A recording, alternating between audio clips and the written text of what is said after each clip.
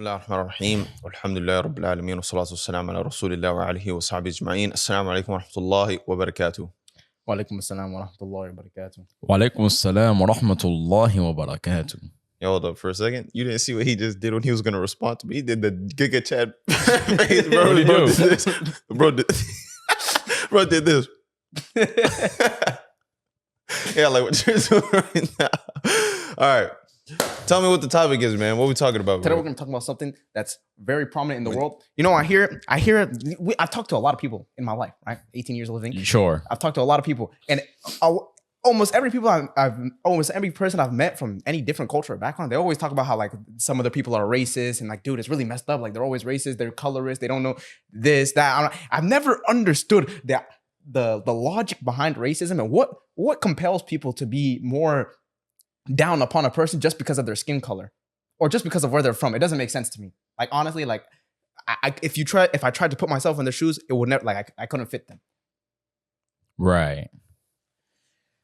Well, when I think about it, me personally, I haven't gone through it as much as maybe the next person. Or at least I don't think I have, because a lot of this type of stuff, you might suppress it in your life. Like I know a lot of things that I may have gone through, I probably suppress it just because at the end of the day, it doesn't like affect me as much in my life because of my relationship with Allah. Like me trying to establish that connection with Allah subhanahu wa ta'ala, I'm not going to think about the negative things in my life and how that impacted me and how it may have made me a different person. A lot of people, they'll take the bad things and use that as fuel to do bad as well. Yeah, I understand.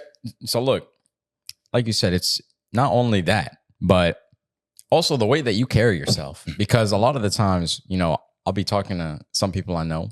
They'll say they experience way more racism, you know, doing such and such. And I'm like, me personally, they're like, oh, Usman, you probably experienced a lot of racism yourself. And I'm like, I mean, for the most part, I really don't. But, you know, obviously that doesn't mean it doesn't happen, right? But sometimes it's just even the way that you carry yourself, the way that you talk with people, you know, you might pick up on something that's not necessarily like, you know, it's not what it's the best, you know, the best way to condone yourself. Yeah.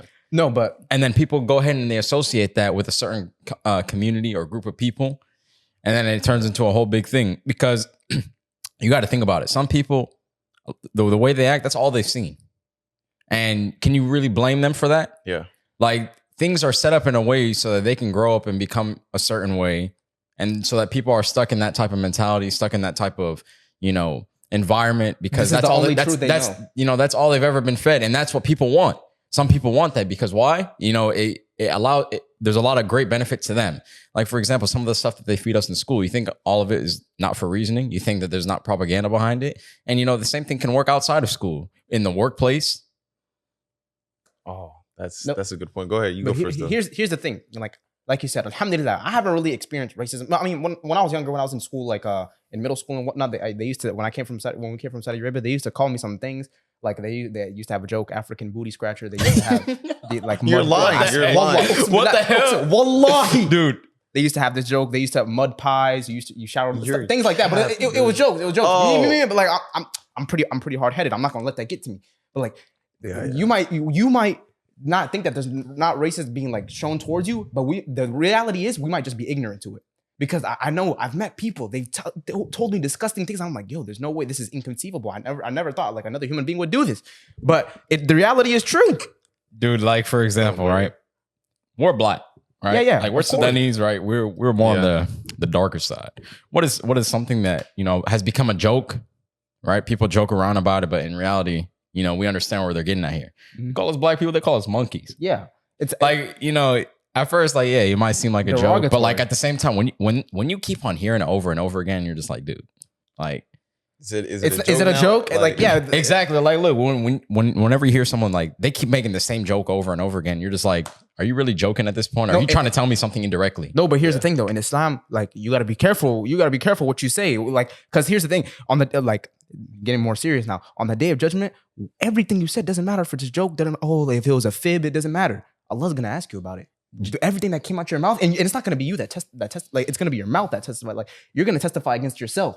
And then you gotta think about it. When maybe you're making a joke, you're calling someone a monkey. Like, dude, like where's the humor in this? This is a derogatory term. This is used to degrade black people.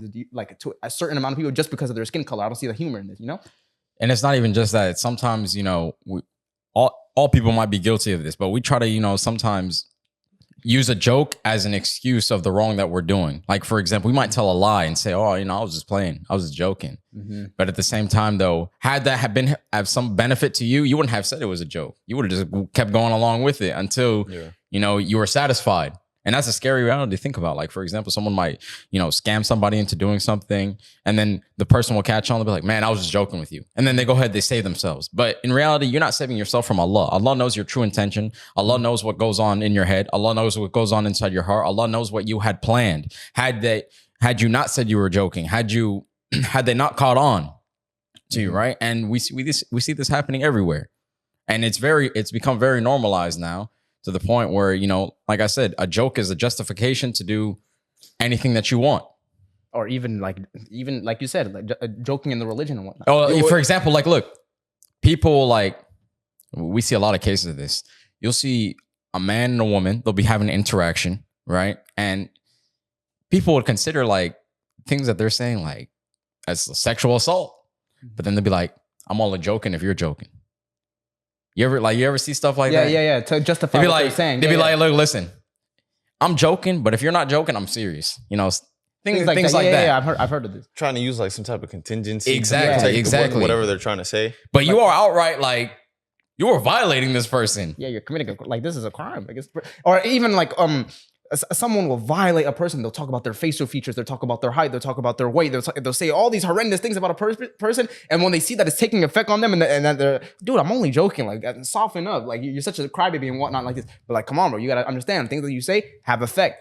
And he like, subhanAllah, and like we said, on the day of judgment, everything you said doesn't matter if it was a joke. What are you gonna say to Allah when you said so and so about this person, or maybe you backbit this person, you said this about this person just to get a laugh? Come on, man. Or like, there's a verse in the Quran where Allah tells us like, don't talk bad about your Muslim brothers and sisters. Mm-hmm. I can't name the verse off the top of my head, but it says along the lines of that, like, don't speak to each other and call each other foul names, right? In such a way. And to build off of that, in Surah Ma'idah, it says, like, oh, you who believe, like the believers cooperate in doing good deeds, but do not cooperate in sin. Yep. So like, and this is like tying to the idea of like, we're an ummah.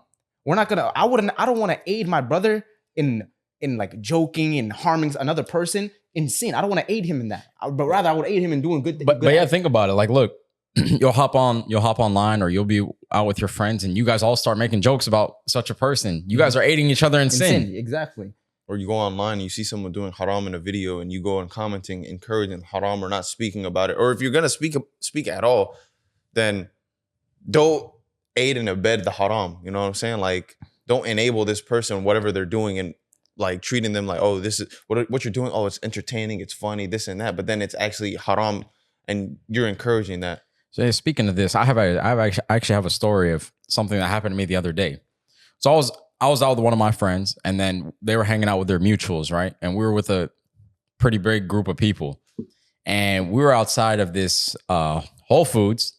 And there was this lady outside, Allahu Alam, what she was on or what condition she has, but she was sitting there like repeating a certain thing over and over again. Allahu Alam, she might have been homeless.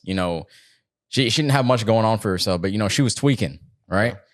And everyone was sitting there making fun of her, saying yada, yada, yada. But I'm just sitting there thinking to myself, I was like, look, listen, at the end of the day, whether she's on drugs or she has like some sort of mental problem from who knows how she got there. This was once a normal person who had a mother, who had a father, who's just like us, maybe had siblings, maybe grew up in a normal household and, ended up like that. And, that could happen to us, but you guys are sitting there laughing about it, making jokes about it. But at the same time, though, like, imagine that was you, and that could be you. This person was quite older. Maybe they're in their 50s or in their 60s, but we're sitting here, we're 20 years old, younger, in our 20s, whatever. And we're sitting there making fun of people like that. We don't even know where the future is going to take us. Allahu Alam, what happens to us? We can end up just like that or worse. Yeah. And subhanAllah, there's a similar situation that happened. I remember we were at a Sudanese gathering, and this was when the conflict first broke out in Sudan recently. we were at a Sudanese gathering downtown, and obviously we're dressed in our attire, you know, the thobes, jalabias, kafiyas, and stuff like that. And there was a lady. She appeared to be off drugs. That's just like judging from like what was apparent. She was barefoot, like in a wheelchair. She was just riding it like no one with her. Her hair was like she was all over the place. And she came up to us. She said, "Why do you guys look like Osama bin Laden?" I was like, what the world? I was like, what the world? Way. And then she said, I'm like, excuse me. She said, "Why do you guys dress like Osama bin Laden?" I'm like, okay. And then all of us, like, it was just a look and a head nod. And like, okay, we know she's off of it. Like she's not clearly in the right state. So it's not for us to go and yell at her, bash her, like, or even like make fun of her, make fun of her, threaten her. It's like at this point, the ignorance is apparent. It's like treating with a child. You know, when not stuff like that, but when people used to ridicule the Prophet, he asked Allah subhanahu wa ta'ala for forgiveness for them because they don't know what they don't know. Yeah, subhanallah. And the point you guys just both brought up, and you brought it up earlier as well, is school. The reason I'm bringing up school is because you were saying people were making fun of this lady and you didn't know like if she was off something or what was going on in her life. So you know how in school they have a special ed class, right? Yeah. So there's people who are mentally challenged, or even some of them, they might not even have the ability to learn, but they still go to school. So I remember when I was in high school, they had the special ed class, and there'd be people that just make fun of them. Like they'd make jokes about them because like, what can these people do? Like these kids, they don't know any better, so they might do some crazy stuff. Like I remember I was walking out of class. Like I was in class, but I was doing something. I can't remember. I was walking somewhere, and one of the special ed kids, he started running away from his class, and the teacher obviously couldn't catch him. So she yelled to me. She's like, "Help, help!" Like he's running away and this and that. So I went and I caught him, and I brought him back to his class. The kid was crazy. I'm not gonna lie to you. I don't know what was going on, but he was trying to fight me, trying to get out of it. I had to strangle his body like this. I had to hold him like this and pick him up. Yeah, I had to restrain him, pick him up, and walk him back to his class. And in my head, I wasn't thinking about making fun of him or anything. I was like, my head, the first thing I said was, SubhanAllah, like I'm not in this position. Allah subhanahu wa ta'ala didn't challenge me like this. Like this person, he's tested. But like challenged. he's got but and it's a ni'mah from Allah because Allah subhanahu wa ta'ala is not going to try him the same way he tries us. And here's the thing, though. At the end of the day, who are you to sit there and make fun of people like that? Because at the end of the day, it doesn't matter if me and you are normal people today. One car accident, I can become like that. One motorcycle accident, I become like that. I can see something in my life, and all of a sudden, I have PTSD. Something can happen to me. Yeah. Allah ever so wills that we can go ahead and become into that state. Well, who are you to sit there and make fun of people like that? And who are you to be ungrateful to Allah? Bacteria could have stole your eyesight when you were little. You could have lost your sense of sight. You could have lost your hearing. You could have lost anything. But here you are today, standing healthy and strong, and you decide to use like what you have. Like it's just a different level of arrogance and pride. And that's where, like, bro, that's why why I brought up this topic of racism, bro. For someone to be a racist, you have to have a different level of arrogance and a different level of pride. Imagine a man comes to a father in seeking of marriage, but he says no, you're this, you're that, you're this, you're Asian, you're like my friend. The brother, he didn't choose to be Asian, he didn't choose to be black, he didn't choose to be white, but he comes to you. What we do choose? We choose whether we're Muslim or not. We choose whether we're Christian or not. We choose whether we submit to Allah subhanahu wa ta'ala. Let's not even just put the topic on racism. Like you could be prejudiced or discriminatory towards a religion. Like Allah subhanahu wa ta'ala tells us in the Quran, we're not supposed to insult other people's faiths. We don't insult their false gods. Yes. Yeah. So look, but you have faiths that insult us. Like I've been on live, or I've been in life. Like I've gone outside. I live in the West, and I've gone outside. I've told people, oh, I'm Muslim, and then they started like, they inadvertently insult my faith. But to me, it's not a joke. Like sometimes they'll joke talking about how I make dua or how I pray and this and that. And I'm just like people might start laughing, and I'm just like, bro, this is it really pisses me off. But I'm not gonna say anything just because I don't need to start a conflict over this. No, the jokes that really piss me off though is even Muslims will feed into the jokes of, oh, well, you guys are terrorists, you guys bomb places and stuff like that. And even the Muslims themselves, they'll sit there and they'll make jokes out of it as well. Like now we're trying to fight those allegations. Who are you doing? What are you doing? You're sitting there. Not only are you making your religion look bad, you're harming yourself as well. And you put yourself into a situation where maybe in the future, people can go ahead and use this against you. And on top of that, you're sinning. So on top of that, you're harming yourself even more. We're trying to escape those allegations right now. Like they're throwing allegations to the people in Palestine, calling these innocent people. I'm not talking about the people who are fighting. They're calling even the innocent Palestinians terrorists and this and that, or they're aiding the terrorists. No. As a matter of fact, even the people who are fighting, you can't even consider them terrorists, because at the end of the day here, just to say this, that's all they got. That's all they got fighting against injustice. The colonizers. the people who will sit there and wrongfully kill civilians and bomb hospitals, you know, you got to think about it. At the end of the day, we're not going to call these people terrorists, right? Allahu alam. You know, Allah knows exactly what's in these people's hearts. So if someone actually has the intention to defend their people, then may Allah reward them. And if they have the intention of going ahead and harming people for their own self-benefit, may Allah destroy them and may Allah deal with them. That's a good way of putting it too. Because it doesn't matter what you are, whether you be a Muslim, you be a Christian, you be a Jew, you're black, white, Asian, whatever. If you sit there and you kill innocent people and you support it, may Allah's curse be upon you and may He deal with you. Doesn't matter what you are. You will sit there, and the rules are the same for everybody. You know, me killing someone and him killing somebody, and you know, Joe Schmo down the street killing somebody. It's still equally as bad. Yeah, people act like the rules change just because of your skin color, just because of where you come from. You take pride in where you come from. That means you're automatically above someone else, and that you can do more than what they can do. This is unbelievable. And on top of that, just remember, you're also being tested, right? Never forget that. It doesn't matter if you sit there. Allah might have put you in a better situation just so you know He can see exactly how you react. You might see someone who's disabled or has less than you and see if you go ahead and help that person or if you're going to go ahead and make fun of that person. Or and glorify Allah. Exactly. You're not in that position, and the fact that that's also a ni'mah for that person, whether they're going through something or whether and that you're not. Like I remember I always used to ask, I was like, why do we say subhanallah or why do we praise Allah subhanahu wa ta'ala when we see someone who has a disability or who's mentally challenged or who's going through something very hard? And then I started to think, I was like, okay, wait a minute. You're not going through it, right? Your life is going well. So, you know, you praise Allah for that. You always be grateful to Allah subhanahu wa ta'ala when life is going well. But then also for them, you're praising Allah subhanahu wa ta'ala because that's a blessing in disguise for them. They might not see it right now, but they'll see it on the day of judgment. That's a good point that you say that, because look, this always goes back to the same exact topic, because people will go ahead and they'll bring out this argument. Why does God allow this to happen? And we don't just believe in a all-knowing, all-loving, all-good God. What is another attribute of Allah? Is Al-Hakim, the most wise. And Allah says in the Quran, perhaps you might like something that is bad for you, and perhaps you might hate something that is good for you. So it's only in Allah's knowledge, and know that everything has a divine reasoning behind it. So whether or not it looks bad to you, Allah knows better than you. Yeah, it may look bad to you, but when did you become the most knowledgeable person on earth and you know in the ins and outs and everything, you know what's right and what's wrong?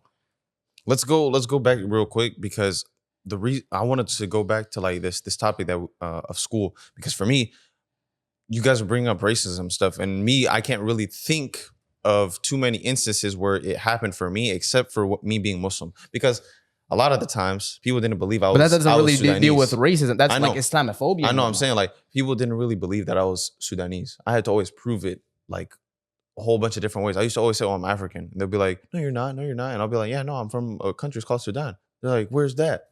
They're like, "You're lying, this and that." So people never believed me anyway. So I was like, whatever. I didn't care to tell people like about where I'm from, because they didn't even understand. These people used to think Paris was a country, so I didn't really care to explain it to them anyway. But the issue arose when I'd have to tell people I was Muslim. I can't recall many times that I told people I was Muslim, except for when I got to like maybe my sophomore year of high school, when they tried to serve me pork because I was on the football team and that was the only thing they had for the team meal. Before that, I can't really recall times where I told people I was Muslim, because I never really felt like I needed to. Like I was never put in a situation, like in elementary school, I wasn't really put in situations where I needed to tell people I was Muslim. I mean, if they had pork, I'd just say like, I can't eat pork. That's it. Yeah, I used to say I was allergic. And I was too young to pray in elementary school. So like that never arose. But I knew my mom was scared about me coming forward, telling people I was Muslim, even though I didn't. But I knew that was there because of what just happened. Right when I was born, 9/11 had happened. So obviously the stigma around Islam and Muslims was at an all-time high. So I knew that she didn't need, like, she was fearful of that because she didn't grow up in America. She didn't know what was going to happen. She didn't know if people were going to bully me about that, or what they would do to me, or like if they would treat me differently in school or anything like that. But alhamdulillah, no, I was protected from that. You know, that's a blessing from Allah subhanahu wa ta'ala. But isn't that so distasteful, to have a person's mother fear for their child from the way they're going to be treated just because of their religion? Like, come on. Like, that's, I mean, of course. SubhanAllah. Of course. And there's people dealing with, like, even surrounding the situation right now, what's happening in Gaza, like people that, like around what's happening surrounding Islam, people are building this propaganda to try and justify the genocide that's happening. They're trying to build the propaganda that, oh, we're jihadis and we're terrorists and whatnot. People use, I don't want to talk about this. People, they coined this term. They're trying to make a new meaning behind the word jihad. They don't even know what it means. They don't speak Arabic at all. And they use this to describe us as terrorists. Like they say, they need to stop teaching jihad in schools. What is wrong with you? Well, exactly. Like you don't even know. Like I would have been that. You don't even know what you're speaking. That's where it all comes in from. It's all ignorance. Like I said, going back to the beginning of the episode, there's a propaganda that they're trying to push, whether it be in school, whether it be in the workplace, whether you be out in the community. You know, people are going to try to spread this falsehood about things that, let's say, the mainstream people, they have no idea about because they were never taught it, right? Let's say that, you know, they teach Islam in school. Like, for example, they don't have to believe in it, but they could just be like, hey, this is what Muslims believe. They believe killing is wrong, yada, yada, yada. If more people knew that, there would be less of a stigma around the name. No, but obviously they don't teach them that.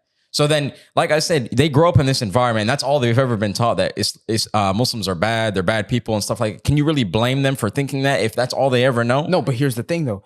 The media is painting this picture that Muslims are bad and that we're terrorists and whatnot to justify what they are doing to us. Mm-hmm. They're trying to use that. Like, think about it. If any other religion, any other faith, any other way of life was to be attacked like Islam, you think what Islam would still be saying? Or even if it was true what they were saying about Islam, you think there would be a world today? 2 billion people terrorists? And I remember you said this. If 1% of 2 billion, 20 million were terrorists, were the way that you describe us, there would be no earth. No, but not even that.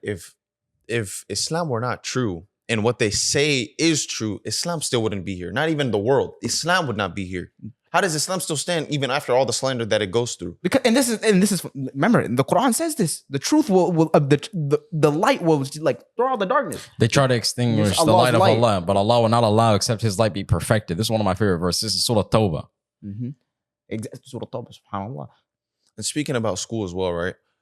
I remember you showed me this video. I can't remember who the speaker was, but he was telling us like how school teaches you everything that's wrong with life, or like it teaches you everything like the opposite of like the purpose of your life. Like for me as a Muslim, the only thing school taught me was how to use my brain, but it didn't tell everything else that it taught me.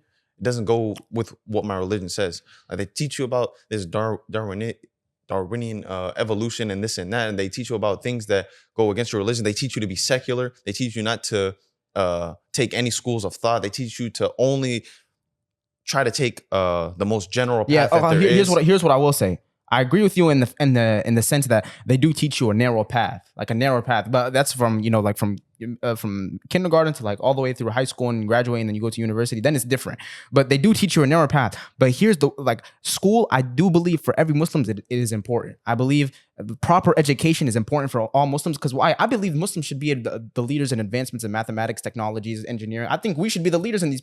I think we should, especially because the Quran is what encourages us. Like we live for the sake of Allah and we worship Allah. We do our actions all for the sake of God. So that includes like reading and making use of our time. Of course. And it's not just, okay, let's say school, right? The key thing that we're looking for here is the knowledge. Yeah, it doesn't matter. It doesn't matter. You know, let's say we learn it in a classroom or read it in a book or someone teaches it to us. We want to know the reality. We want to know the knowledge. As long as we know that information, that's what matters the most. Because like, look, for example, people will be like, oh, you didn't go to college, but yada, yada, yada. But like me, I'm still sitting here. Okay, I might not be in college, but I'm still out here. I'm still taking courses. I'm still reading books. I'm still watching lectures. I'm still, getting all the information that I need, learning things every single day. Like I said, just retaining the knowledge, sitting there and learning. I have a notebook. I sit there, I take down notes. I watch a whole bunch of videos. I might not be in, let's say, a school, but I still do the same things that, let's say, you would do in a school. No, but here, like, wallahi, I love that you say that because what is knowledge? Knowledge is that which corresponds to reality. Mm-hmm. If it does not correspond with reality, it's not knowledge. It's misinformation. It's not real. So me learning biology, me learning about molecular biology, that's knowledge. Like that's subhanAllah, you could praise Allah. Look at Allah's creation. Alhamdulillah. And that's why like when a lot of people, they talk about schools and I'm like, I sit there and I'm like, dude, I really advocate for education. I know that people may not be saying this. They may not be saying this about the school system right now, but I really advocate for an education because I've seen people who are uneducated. I've seen people in Sudan. I've seen people in Saudi Arabia. I've seen people who are uneducated, and it's like a different level. It's not the education aspect. It's the environment of school. We live in the West. The West teaches you everything that's wrong with this, or that's wrong with the world. Like Islam has nothing to do with what the West teaches or what the West values. That's why it is growing. Well, obviously, to be it's more because difficult. they're missing a component. They're missing the idea of God. No, of course, and, of and course. they're trying to get away from that. You know, I know. Just like, hold on. The West is like the opposite place that you want to be if you are a Muslim, especially going to a public school, because those people, not only do they not have deen, but what they want in life is something completely opposite for me, but that's influencing me. As a Muslim, it's going to influence you. That's why a lot of these people who grow up going to school in the West, especially going to a public school, they might steer away from Islam for a little while until they turn back to the path. Directly or indirectly. Yes. No, but here's the thing though. Can we be surprised by this though? The Rasul alayhi salatu wasalam said holding on to your religion will be like holding on to a hot coal. Hot coals. But see, here's the thing though. Like this is a fitna. This is a great trial from Allah. But like let's see, like, man, if you're in the West and you're a young man and you're a young woman and you're staying true to your religion, expect a great reward from Allah. And here's the thing, right? There's always, different solutions to, let's say, what you're doing. Like, let's say you need this, you need the school, you need the knowledge, right? But maybe even just changing the environment. Maybe, if you go to a place that free mixes a lot, you can try to see if there's any online courses or try to switch that, yeah. or try to go to, let's say, an all male school or all female school, whatever. There's a whole bunch of different avenues that you can go ahead and take. Efforts, or you can try and be a beacon of light, a beacon of hope around your school, around your community. Like, look, for me, for example, right? I like to learn from someone who was where I was at and is where I'm trying to be. I feel like those are the best types of examples that you should go ahead and learn from. And that's the thing. I was watching a video about a brother earlier. He was talking about how whenever he was going ahead and seeking knowledge on, let's say, money making things, he'd go ahead and he'd learn from all these different kafirs, right? But, now he uses his Islamic knowledge to go ahead and teach his other Muslim brothers because, I don't deal with interest. You don't deal with interest. I don't believe in lying and stealing. You don't believe in lying and stealing. But I went ahead, I read like what these kafirs had to say, and I went ahead and, made it Islamically, right? Because some people will go into those types of things. They'll read certain books from people, or they'll go ahead and attend certain classes from non-Muslims. And if their iman is not strong, they will be swayed into a direction that, they didn't want to be. Yeah. They'll go ahead, they'll get influenced, like I said, directly or indirectly by these people. And it's a very dangerous thing. Because when you're young or when you're seeking knowledge, you soak things up like a sponge. You want every single piece of knowledge or piece or whatever that you see around you, and you want that, especially if you're going to learn. Like, and what you're talking about, if you're going to a specific class to learn something. So if I'm going to learn about wealth, how to manage wealth, how to make wealth, then I'm going to soak up every piece of knowledge that this guy has, especially if he's someone who's credible, if he's a credible source. Maybe he's done it. He's been, like you said, he's been where you're at right now. And he's where you're trying to be. Exactly. He's where you're trying to be. You're going to soak up everything he has to say. Mm-hmm. Now, see, sometimes, yes, that's going to get in the way of your religion because that's a test. That's going to test you. Is what this guy is telling me, is this more valuable than my connection to Allah? Some people might say yes in the short term, but then in the long term, they may turn back to Allah. They may not. But that's the risk. And that's the thing. You're going to follow somebody whenever you want what they have. Like, for example, if you want to be the best man, you're going to follow the Prophet sallallahu alaihi wasallam. And that's exactly why we follow him, because, he was a human being like us, and he's where we're trying to be at. He's going to be in Jannah. And, we're trying to be like that by the will of Allah. And so whenever you're trying to sit there, whether it be money or you're trying to be the best doctor, you're going to go ahead and try to learn from the best doctor. You're going to go search, who's the best doctor? You're going to start asking around, who's such and such are they a good person to learn from? You're going to go ahead, you're going to do your research, and then you're going to try to follow that person to a T. You're going to be like, all right, they woke up at 5 a.m. I'm going to start waking up at 5 a.m. Things like that. You want to be careful with that, subhanAllah. You don't want to compromise your deen to go ahead and achieve the things worldly affairs. Yeah, we always have to remember what gives what we do, the good we do, and what gives the evil here, like, meaning, and like what makes it evil, what makes good, what makes evil is the hereafter. But we're going to be judged for what we have done here, and Allah is going to ask us. Alhamdulillah, what the Prophet say, take the good and leave the bad. You can go ahead and do that. You got to go ahead and attend a class from a non-Muslim. All right, just go take the good from them and leave the bad. And leave the bad. And there is no obedience in the creation, in the disobedience in the Creator. So you want to go ahead and follow that. Bro, people have asked me, like, speaking of school or fitna you might see in school, or difficulties in school, staying on your deen. People have asked me, like, oh, how do you deal with fitna in university? And I'm like, bro, I took online classes because that's the easiest for me. For me, that was the easiest path because, for one, I don't like being in crowds of people that I don't know. If I don't know you, I don't feel like I need to be there around you. Even though, like, people say they learn better in person. Me, I could teach myself. You just show me a video or you tell me, read this and this, I'll learn it. and I'll go ahead and I'll take your exam. No, the same way that I'll do it if I was learning in your class. Because for me, that keeps me away from the fitna. I don't have to worry about overlapping prayers in class. Like I could just stop whatever I'm doing right now and go pray. See, that goes back to what we said earlier. Like there's always a solution. There's always another way. You're not just limited to what's always in front of you. You know, go out there and learn. Learn the different avenues that people took in life. You know, not everyone who's where you want to be, they all took the same route. Yeah. We all come from different backgrounds. How many people on this earth, how many people have walked the earth? Almost like billions of humans have walked this earth. How many of them have lived the same exact life? None of them. There's different avenues to get to where you want to go. You have no idea how much easier Allah subhanahu wa ta'ala will make life for you when you sacrifice things for his sake. I sacrificed going to school to take classes online so that I could be closer to Allah subhanahu wa ta'ala, and he's keeping me well informed, that I'm being able to retain the knowledge the same way that I would. Exactly. No one leaves something for the sake of Allah, except for Allah will replace it with something better. You will be repaid. But let's say you can't do online. Let's say like you have to learn in person. This is the only way you can do it. Let's say like this is the best way you learn. Struggle for the sake of Allah. Even if you might be tested with sin, struggle for the sake of Allah. Allah will reward you. This is not the world of recompense. Maybe you have so much stress in your heart, and you're trying to stay away, you're trying to focus on school. There's fitness all around you in university and whatnot, and classes and whatnot. But struggle for the sake of Allah, and Allah will reward you for your efforts. You have to understand Allah is the most forgiving, the most merciful, the most gracious. This is even me, like I like learning in person. Like I like learning in person. The way I stay away from all the fitness is I go there to do exactly what I need to do. Learn. Like I stand on business. That's what I do. I keep it strictly business. I don't I don't go there to socialize. Especially even when I go to the masjid, I don't go to the masjid to socialize. I go there to pray. I go and I pray. And even after the prayer, inshallah, alhamdulillah, I go and I talk to my brothers and whatnot. But I keep my intention strict for any task at hand, you know?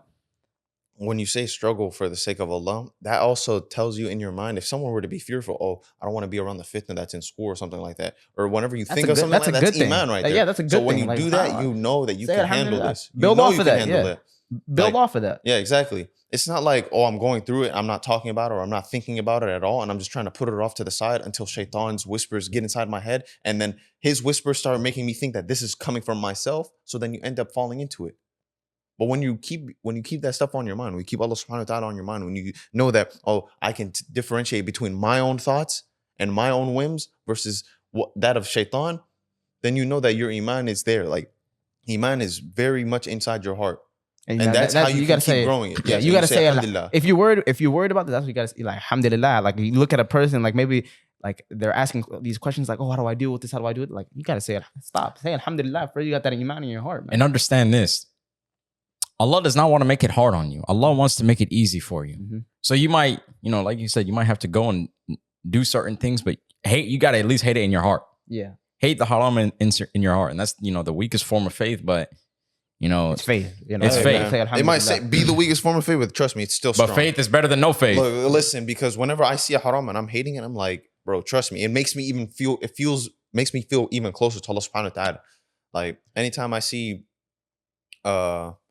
like fitna out in the streets or something, women uncovered, I'll hate it in my mind and I'll look away and I'm just like, bro, like hopefully Allah subhanahu wa ta'ala rewards me for hating this and looking away. That's kind of crazy that you say it like that, because other people out there, like they have a blind eye to it. Like it doesn't really mean anything, but yet you see something in it.